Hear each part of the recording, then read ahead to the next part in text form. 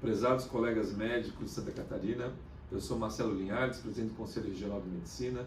Estou aqui ao meu lado Dr. Daniel Hortelado, vice-presidente, Dr. Sauli Pastre, conselheiro e membro do Gabinete de Crise do Estado.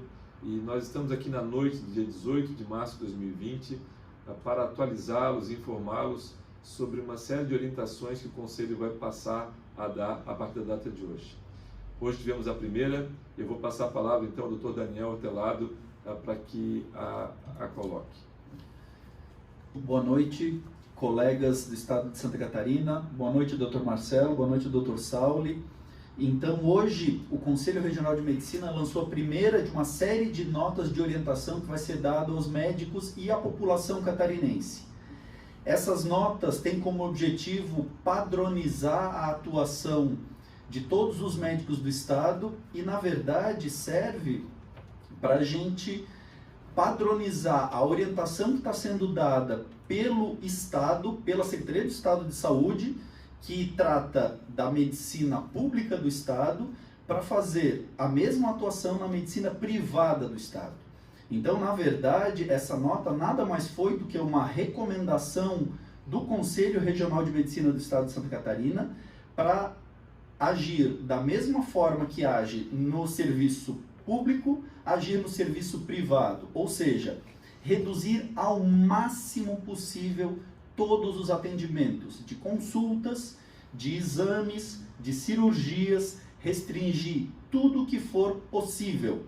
Claro que isso depende de cada área, de cada especialidade e de cada médico. Então, alguns médicos têm possibilidade de cancelar totalmente o seu atendimento, outros médicos têm condições de reduzir significativamente o seu atendimento. Isso vai depender de cada área de atuação. Então, o termo utilizado pela Secretaria de Estado da Saúde foi evitar ou manter as consultas e atendimentos tempos sensíveis. O que isso significa? Isso significa manter o atendimento daqueles pacientes que em questão de 1 mês, 2 meses, 3 meses, terão seu tratamento muito prejudicado se não forem atendidos. Na nota, a gente colocou alguns exemplos, mas não só isso, né? Então não está restrito a esses exemplos. Na nota a gente descreveu casos de oncologia, então tratamento de casos de câncer, tratamento obstétrico, pacientes que usam imunossupressores, que precisam manter esse acompanhamento, claro que precisam ser tratados. E por óbvio, precisa manter o atendimento de urgência e emergência. Claro, então muitos pacientes, muitas clínicas têm perguntado ao Conselho, como é que é? Eu posso fechar o atendimento eletivo e manter atendimento de emergência? Claro que pode, é isso que deve fazer, o atendimento de emergência e o atendimento para esses pacientes que precisam de um atendimento, claro que tem que ser mantido. Isso impactará na questão financeira do médico, sem dúvida, mas isso vai acontecer em todas as profissões. Então, nós não sabemos o quanto isso vai se prolongar, nós não sabemos a gravidade do que vai acontecer. Claro que isso já está impactando na questão econômica no mundo inteiro e o médico vai continuar, vai fazer parte disso. Então, isso é uma preocupação que o Conselho tem, que todas as entidades médicas, na verdade, têm, mas, na verdade, é a melhor alternativa para reduzir o contato das pessoas e reduzir essa propagação para a gente tentar ter o menor tempo e a menor quantidade de prejuízo possível. Muito obrigado, Daniel. Eu gostaria de passar a palavra ao Dr. Sauli para que ele nos coloque quais são as recomendações com embasamento científico na data de hoje que estão sendo preconizadas pelo Governo do Estado. Dr. Sauli. Boa noite a todos os colegas, boa noite, Dr. Marcelo, Dr. Daniel. Eu acredito que nesse momento é o principal papel dos médicos que não estão atuando diretamente na nossa atendimento às casos de urgência e emergência, mas que vão ter demandas dos seus pacientes, evitar o pânico, evitar propagar o pânico. Hoje a gente já vê uma corrida desenfreada aos supermercados, que não faz sentido nenhum. O desabastecimento não deve acontecer de forma tão precoce ou de forma... porque a produção não caiu nesse momento, nós só pedimos isolamento social, os mercados não serão fechados, as farmácias não serão fechadas, não há crise de desabastecimento, exceto por força de movimento do pânico. Né? Então a primeira coisa é tranquilizar os seus pacientes, frisar muito bem que a principal medida de controle da doença é o isolamento social voluntário. Ou seja, são as pessoas ficarem em casa, saírem exatamente, se absolutamente necessário, né? Não, infelizmente agora se afastar um pouco das suas principais atividades de lazer, né? Mas tentar manter a sanidade mental em casa. Acho que a gente poder reforçar medidas que mantenham a calma da população, que mantenham a sanidade mental de quem está confinado. Acho que são medidas prioritárias. Lembrar que o sofrimento emocional das pessoas nesse momento de desespero é muito grande e nos cabe trazer essa palavra de tranquilidade. Procurar não divulgar fake news, não divulgar esses tratamentos absurdos. Assim, nós já recebemos ligações hoje de familiar pedindo na nossa UTI para que nós inventássemos e fizéssemos medicações que não tenham a mínima relevância para os quadros clínicos. Então, evitar essas truncadas de informação que só atrapalham quem está no front. Sim, é real, nós já temos Covid internados em estado grave e depende de nós conter a evolução da doença, depende de cada um de nós. Nós normalmente chamamos a todos para participar da saúde, para participar de toda, hoje nós convocamos a todos para que não se mexam, que fiquem em casa. Então acho que essa é a principal convocação, presidente. Depois, uma coisa muito importante é que mesmo quem estiver atendendo urgência e emergência, né, muitas vezes os casos pouco graves chegarão, né, para quem estiver atendendo. A gente pede que, por favor, notifiquem os casos. Né? Tem os links amplamente disponíveis no site da DIV, no site da Secretaria de Estado da Saúde, para que a gente possa não perder o controle dos casos. Muitas vezes, se não dispensar, achando, é uma resfriado. Não. Se cair dentro daquele roteiro de notificação, notifique o caso para que a gente possa ter dados em saúde pública para poder agir. E por mais importante que também pareça, assim, já foi a orientação do nosso conselho, foi discutido ontem também com o sindicato, com a presença da academia, com a presença da associação médica, que nós vamos seguir as orientações únicas da nossa Secretaria de Estado de Saúde. Então, seguimos um diretor. Né?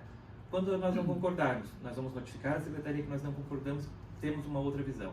Mas é muito difícil acontecer, nós estamos muito próximos, tanto do gabinete do secretário, tanto do gabinete do adjunto, que nos conseguem acesso livre à informação e acesso livre à opinião. Então, também tem uma garantia da Secretaria que nós podemos participar e podemos ajudar. Por último, aos médicos que puderem se sentirem capacitados para isso, e logo em breve talvez a gente precise de uma força-tarefa de apoio à medicina intensiva. Essa tarefa será capitaneada possivelmente pelos médicos intensivistas nesse momento, mas a gente vai precisar de ajuda também. Então a gente conta com a ajuda de todo mundo. Muito obrigado, senhor presidente. Daniel? Dr. Sauli, eu tenho alguns questionamentos que isso vieram agora de tarde aqui no Conselho. Nós recebemos muitos telefonemas, os nossos telefones pessoais, com 3 dúvidas. E isso eu gostaria de saber diretamente com relação aos médicos. Quem é o médico que tem indicação de quarentena? Quem é o médico que tem indicação de fazer exame para testar Covid? E qual é o médico que tem indicação de afastamento de trabalho? São perguntas difíceis de responder, assim. A gente está aprendendo sobre a epidemia ainda, né? A princípio, os portadores de doenças crônicas que fragilizam o sistema imunológico, esses realmente têm uma indicação de se afastar do trabalho, do contato, ou tomar medidas preventivas durante o contato, né? Agora, se eu for afastar todo médico que é hipertenso, fica complicado. Eu mesmo sou hipertenso, né? Então, eu não tenho como sair do front nesse momento. Claro, sabendo da minha fragilidade, eu vou me cuidar de uma forma mais firme. Os médicos que são idosos, né? É difícil falar em idoso para o médico, né? O médico muitas vezes trabalha até o final da vida, mas assim, mais de 65 anos com fragilidade de doença, eu acho que esses aí devem trabalhar com prudência. Quem vem de fora, de zona contaminada, deve ficar em casa pelo menos ali 7, 14 dias, né? Até ver se não tem sintomas mesmo, para também evitar ser o vetor de transmissão de doença. E aos médicos que trabalham, que estão hoje dentro da terapia intensiva, atendendo esses casos, nas emergências, atendendo esses casos, realmente nos preocupa como a gente não leva isso para casa, né? Cada um tem enfrentado a sua força-tarefa. Lá em casa, meu armário se mudou para a garagem. Então, eu troco de roupa ao chegar para ver minhas crianças e ao sair. Acho que também a gente tem que começar a pensar nisso, e acho que talvez seja uma nota de orientação que a gente possa soltar dentro em breve, escutando, quem sabe, o Dr. Fábio, que está à frente da infectologia da Secretaria, e que também é presidente, se não me engano, da Sociedade Catarinense de Infectologia. Acho que essa é uma opinião bacana para responder essas perguntas. Eu vou complementar com algumas perguntas que alguns leigos fazem, né? Primeiro, que tipo de precaução ou que tipo de atuação eu devo ter, uma vez que eu tive contato com uma pessoa que teve contato com uma pessoa que positivou para a Covid? Essa é uma delas. A segunda, quem são as pessoas que são consideradas grupos de risco de um perigo maior de sair na rua, por exemplo? Se eu tenho uma mãe idosa, né, eu tenho que tomar um cuidado diferente dos cuidados normais, né? Se eu tenho alguma doença crônica, mas que está controlada, uma diabetes, uma asma, eu tenho que tomar algum cuidado diferente dos cuidados normais? Como é que o senhor responde isso? Bom, mais uma vez, né, nós ainda estamos aprendendo sobre como vai ser o perfil da epidemia aqui no nosso estado, no nosso país. Primeiro, se você é contato de alguém, a sugestão realmente é que a gente fiz aquela primeira medida, né, isolamento social voluntário. Lembrar que lavar bem as mãos dentro de casa, para quem não está vindo à rua, tem o mesmo efeito de usar álcool, assim, né, a diminuição do contágio é o mesmo. Então, esse desespero dessa busca incansável de estocar álcool gel em casa vai acabar fazendo falta para quem realmente vai precisar, né, na chegada de casa, na saída do seu trabalho, para os profissionais de saúde. Acho que então a primeira coisa é o isolamento social voluntário. A segunda questão era dos grupos de risco, sim. Grupos de risco. Hoje sugere-se assim, uso de medicações, né? Não usar anti-inflamatórios para tratar a Covid. Ponto. Ibuprofeno parece estar relacionado ao aumento dos casos graves, mas não bem claro da mortalidade. A corticoide, como automedicação, também parece ser contraindicado para aumentar o número de casos graves. E o AS também, né? O ácido acetilsalicílico. Importante a gente frisar que os nossos médicos não devem recomendar que os pacientes que usam aspirina, AS, o ácido acetilsalicílico para proteção cardiológica parem de tomar. Isso não existe indicação ainda. Mantém como medicação crônica. Dos grupos de risco, os idosos, né? O trabalho que eu li ontem fala acima de 65 anos, né? A gente considera no Brasil idoso a partir de 60, mas os 65 anos fazem doenças mais graves e com maior mortalidade. Assim como os grupos de risco, diabético, hipertenso, obeso, né? E outras doenças crônicas, principalmente doenças da imunidade, os pacientes que usam medicações imunossupressoras. Isso também parece ser grupos que fazem doenças mais graves. Quanto ao contágio, ele é igual para todo mundo. É uma doença que a gente não tem uma defesa natural, né? Não foi apresentado ainda, então estamos sendo apresentados. Por isso esse isolamento para tentar evitar o boom epidêmico. Bom, muito obrigado. Como todos sabem, essa é a nossa primeira interação. Estamos dispostos a voltar aqui, caso seja necessário, novas situações que precisem de novas orientações. Estamos muito orgulhosos dos 19 mil médicos catarinenses que têm atuado de forma abnegada e muito dedicada nos hospitais, sem medo, sem risco de ter, correndo risco, mas sem medo de ter algum problema, sabendo de que o juramento que nós fizemos foi em prol da sociedade, em prol do paciente, e agora realmente chegou o momento da gente mostrar do que nós somos capazes. Uma boa noite a todos e, caso necessário, estaremos aqui de volta outro dia. Obrigado.